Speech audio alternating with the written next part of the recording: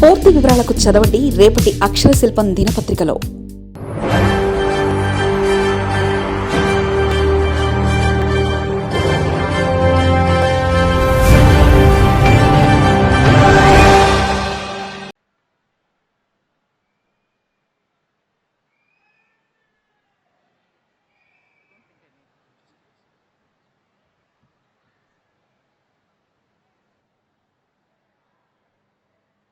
మీ అందరికీ నమస్కారాలు.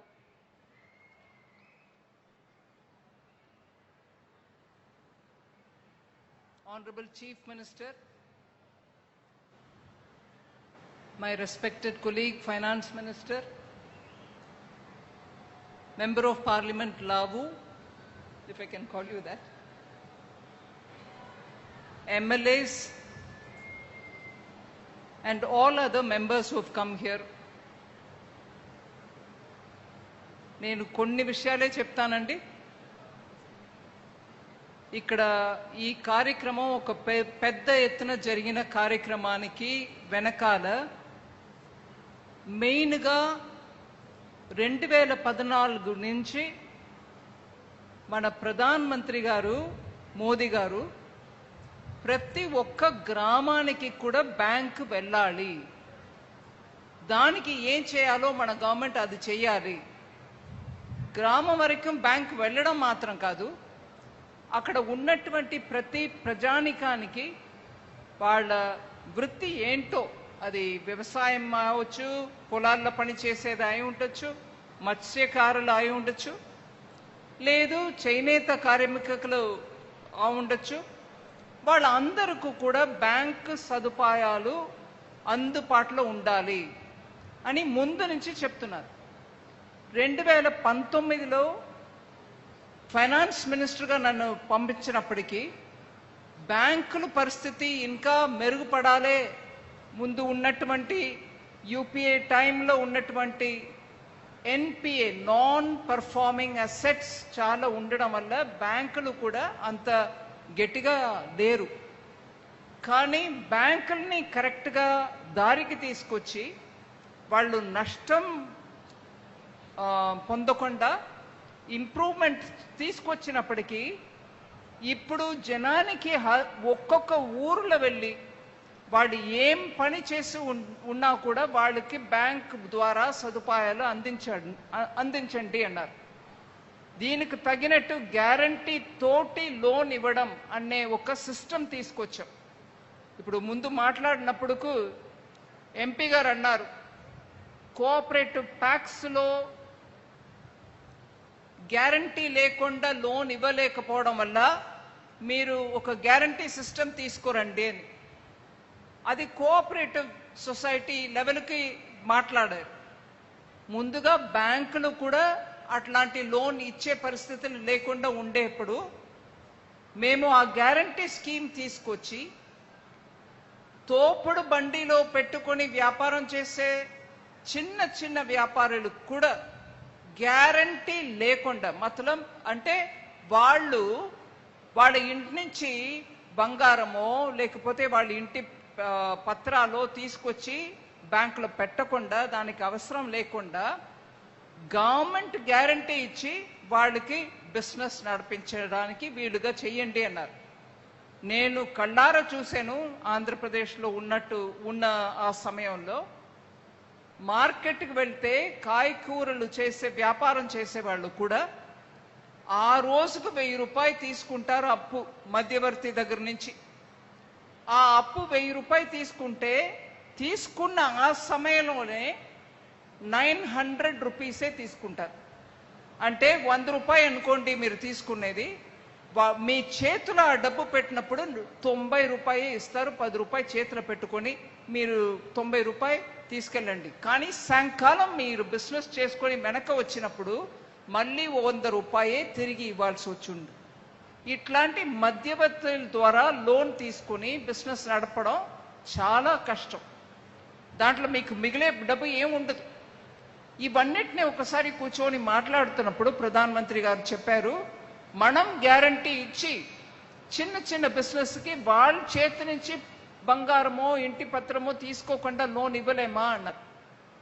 ఆ సిస్టమ్ తీసుకొచ్చినది ప్రధానమంత్రి మోదీ గారు. గ్యారంటీ ముందు తీసుకొచ్చి గవర్నమెంట్కి ఇచ్చి గవర్నమెంట్ ద్వారా లోన్ ఇచ్చినప్పుడు చిన్న చిన్న రైతులు, చిన్న చిన్న మత్స్యకారులు, చిన్న చిన్న వ్యాపారం చేసే వాళ్ళందరూ కూడా వాళ్ళు ఏ రకంగా కూడా గ్యారంటీ పేపర్ ఇవ్వకుండా మనం వాళ్ళకి అప్పు ఇవ్వాలి. అది కూడా రేట్ చాలా తక్కువ రేట్లో ఇవ్వాలి. ఈ మధ్యవర్తులు నమ్ముకొని లోన్ ఇచ్చి పుచ్చుకున్నప్పటికీ వాళ్ళకి ఏం ఆదాయం మిగలదు కదా అనే ఆ పెద్ద మనస్సు మాన్య ప్రధానమంత్రిజీ వారికి ఉన్నటువంటి ఆ మనసు వల్ల ఈ స్కీమ్స్ అన్నీ వచ్చాయి. ఇవాళ జరుగుతున్న కార్యక్రమం గురించి ఒక్క విషయం, అన్ని గ్రామాల్లో అన్ని ఊరల్లో జనాలు ఉంటే కూడా బ్యాంక్ వరకే వచ్చేవాళ్ళు చాలా తక్కువ మంది. అందువల్ల మైండ్ సెట్ మార్పుల గురించి ఎంపీ గారు మాట్లాడారు. ఆ మైండ్ సెట్ మార్పుని తీసుకొచ్చేది మోదీ గారు ఒకసారి బ్యాంకుల అందరినీ పిలిపించి మాట్లాడారు. మీరు జనం మీ దగ్గర వస్తారు, మీ దగ్గర వచ్చి అడుగుతారనే ఆ ఆలోచనని వదిలేయండి. మీరు వెళ్ళండి, గ్రామాల్లో వెళ్ళి ఎవరికి ఏ లోన్ ఇవ్వాలి అనేది మీరు అసెస్ చేసుకుని దాని తర్వాత లోన్ ఇవ్వండి అన్నారు. ఈ విషయానికి వచ్చినప్పటికీ ఇవాళ మీటింగ్ గురించి నేను ఒక విషయం చెప్పదలుచుకున్నా. 2 సంవత్సరాల నుంచి దగ్గర 2 సంవత్సరాల నుంచి మీ ఎంపీ గారు లావు కృష్ణ నన్ను అడుగుతూ ఉన్నారు, మీరు ప్లీజ్ నాకు ఒక ప్రోగ్రాం చేయండి. 2024 ఎలక్షన్ తర్వాత ఒకసారి మళ్ళీ కలిసి మీరు ఇప్పుడే నాకు ఇవ్వండి అన్నప్పుడు నేను చీఫ్ మినిస్టర్ గారితో కూర్చొని మాట్లాడినప్పుడు చెప్పాను, ఇలాగా లావు గారు అడుగుతున్నారు నరసరావుపేటకి అక్కడ బ్యాంకుని పంపించి చెయ్యాలా అని. ఖచ్చితంగా చేయండి, అది మాత్రం కాదు దాని తర్వాత ఇంకా ఎక్కువ చోట్ల ఆంధ్రప్రదేశ్లో చేయండి అన్నారు. ఈ ఒక్క ప్రోగ్రాం మహత్వం మనం చెప్పాలంటే మీరు కళ్ళారా చూశారు మీ ముందు. నేను రాజకీయ మాట్లాడట్లా, కానీ ఇప్పుడు ఆ విషయం చెప్పడం అవశ్యం. 2004 నుంచి 2014లో బ్యాంక్ నుంచి అప్పు ఎవరికైనా ఇవ్వాలంటే అప్పుడు ఉన్న కేంద్ర ప్రభుత్వంలో ఉన్న పార్టీ ఫోన్లో చెప్పేది, నరసరావుపేటలో ఈ ఫలానా వ్యక్తికి డబ్బు ఇవ్వండి. ఆ ఫలానా వ్యక్తి జెన్యున్ గా డబ్బు బిజినెస్ చేసే మనిషి కాదు, కానీ ఆ పార్టీ మనిషి కాబట్టి ఆయనకి ఇవ్వండి అని చెప్పి ఫోన్ బ్యాంకింగ్ ఒక సిస్టమ్ మొదలు పెట్టారు. సో కేంద్ర ప్రభుత్వంలో ఉన్నటువంటి పార్టీ చెప్తే అప్పుడు వాళ్ళకు లోన్ ఇస్తే లోన్ ఇచ్చినట్టు లెక్క బ్యాంకులో పెట్టుకోవాలి. ఆ ఏ డబ్బు కూడా తిరిగి రాలా, బ్యాంక్ అప్పుల పాలయ్యాయి. ఎన్పిఏ అని అందరూ మాట్లాడటం మొదలు పెట్టారు. ఇవాళ నరసరావుపేటలో జరిగిన ప్రోగ్రాము ఇలాగ ఇంకా చాలా ప్రోగ్రాం దేశవ్యాప్తంగా మనం చేస్తూ పోవడం, ప్లస్ ఇప్పుడు మన ముఖ్యమంత్రి గారు చెప్పడం వల్ల ఇంకా ఆంధ్రప్రదేశ్లో ఇట్లాంటి ప్రోగ్రాం చేయబోతున్నాం. కాబట్టి విషయం ఆ ఫోన్ ద్వారా జరిగిన బ్యాంకింగ్కు ఇప్పుడు జరుగుతున్న బ్యాంకింగ్కు తేడా చూడండి. గ్రామానికి బ్యాంకులు వెళ్ళారు. ప్రతి గ్రామంలో ఉన్న వ్యక్తియే వాళ్ళు వెతికి చూసి తీశారు. ఇప్పుడు ఉన్నారు ఇక్కడ బ్యాంకు సిఎండీస్ అందరూ, చీఫ్ మేనేజింగ్ డైరెక్టర్స్ ఇక్కడ ఉన్నారు, మీ ముందే కూర్చున్నారు. ప్రతి ఒక్క బ్యాంకు కూడా గ్రామాలకు వెళ్ళి నువ్వు మత్స్యకారురా, నువ్వు మేకల్ని పెంచుతున్నారా, మీరు బండిలో పళ్ళులు అమ్ముతున్నారా అని వెతికి ఎవరికి ఇప్పటి వరకు లోన్ దొరకలేదో వాళ్ళని ఐడెంటిఫై చేసి వాడికి మనం లోన్ ఇప్పించాం. గ్యారంటీ లేదు, ఏం లేవు, ఇక్కడ ఇప్పించాం. బ్యాంకులు మీ వైపు వస్తున్నాయి, మీరు వెతుక్కొని వెళ్ళట్లేదు. 2, అందరికీ ఎవరికి అర్హత ఉందో వాళ్ళకి ఇవ్వాలనే ఆ మనస్తత్వంతో బ్యాంక్ వెళ్తుంది. ఢిల్లీ నుంచి ఫోన్ వచ్చి పల్నాకి ఇవ్వు వద్దని చెప్పడం లేదు. గ్రామంలో ఉండి అర్హత ఉంటే వాళ్ళకి ఇప్పించమంటున్నాం. ఎవరిని వదలవద్దు, ఎవరికి కావాలో వాళ్ళకి ఇవ్వండి. ఇవాళ ఒక నరసరావుపేటలో 3000 కోట్ల రూపాయలు డిస్ట్రిబ్యూషన్ అయిందంటే సామాన్యమైన విషయం కాదు అది. బ్యాంకులు తన అప్రోచ్ని మార్చుకున్నారు.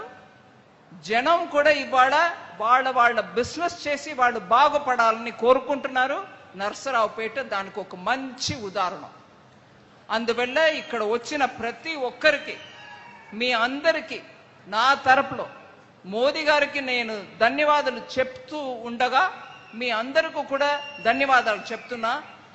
మీకు దొరికిన ఈ అవకాశాన్ని మన ముఖ్యమంత్రి గారు చెప్పినట్టు మంచిగా అవకాశాన్ని సదుపయోగం చేసుకోండి.